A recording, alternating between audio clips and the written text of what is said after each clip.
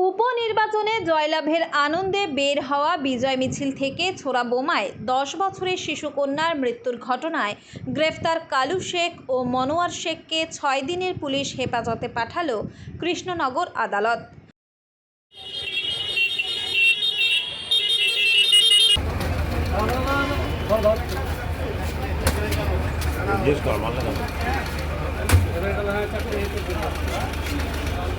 মারলেন কেন দাদা? বাচ্চা মেয়েটাকে মারলেন কেন? অনলাইন করে আমরা পারিনি, আমরা ওইতে পানি কাটাইছিলাম। অনলাইন করে নিজে মেরে, নিজে বুমবাস করে নিজে মেরে আমাদের পরিবার তো আপনাদের বিরুদ্ধে অভিযোগ করছে। ভুল করছে অভিযোগ। এর আগেও তো আপনাদের বিরুদ্ধে অভিযোগ রয়েছে। সূত্রের খবর, কালীগঞ্জ বিধানসভার উপনির্বাচনের ফল প্রকাশ ছিল সোমবার। অভিযোগ মিছিল বের করে তৃণমূল কর্মী সমর্থকরা। অভিযোগ, সেই মিছিল থেকে সকেট বোমা ছোড়ে তৃণমূল সমর্থকরা, আর সেই বোমাতে মৃত্যু হয় এক চতুর্থ শ্রেণীর ছাত্রীর।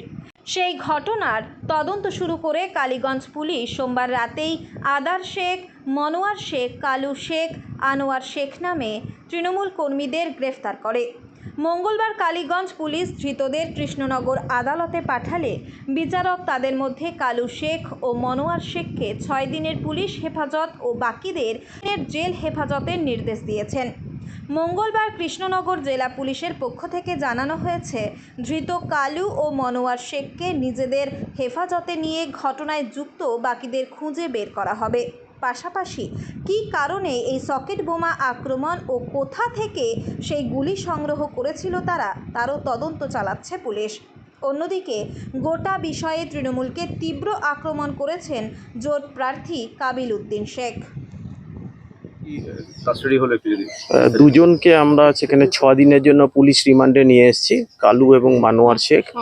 তো তাদের কাছ থেকে আমরা আরো বেশি ডিটেলসটা আমরা জানার চেষ্টা করছি যে এখানের মধ্যে কারা কারা জড়িত ছিল, এবং সেক্ষেত্রে যারা যারাই সেখানে জড়িত সেখানের মধ্যে আমরা কিছু নাম সেক্ষেত্রে আগের থেকেও পেয়েছি আমরা।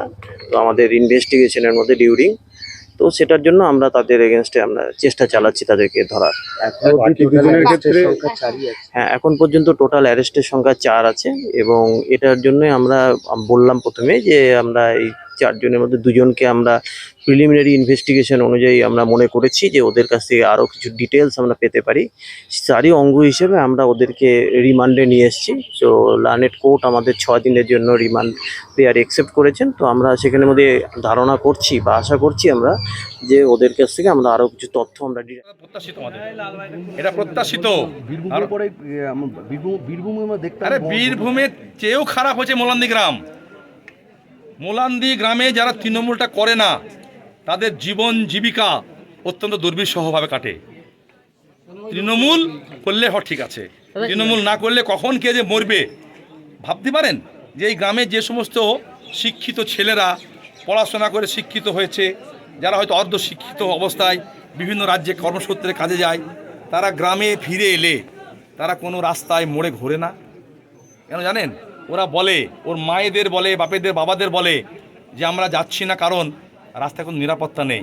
আমি বাড়ি থেকে বেরিয়ে রাস্তায় গিয়ে ফিরবো তো।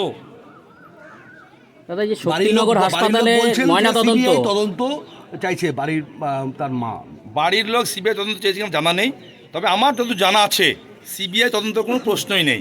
যারা মেরেছে এই গ্রামের, যাদের মরেছে তারা সবাই তাদেরকে চেনে। অর্থাৎ সিবিআই কি গল্প? সিবিআই কথায় কথায় মুরগি মরলে, ছাগল মরলে, হাঁস মরলে সিবিআই চাই মমতা ব্যানার্জি। যখন ক্ষমতায় ছিল না তখনও সিবিআই চাইতো, এখন তার সিবিআই চাই না, এখন সিবিআই করছে বিজেপি।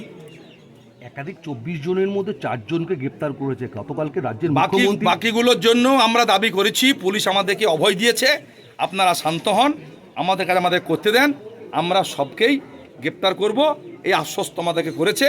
আমরা সেই আশ্বাসে আশ্বস্ত হয়ে আছি, পুলিশ কি করে দেখি।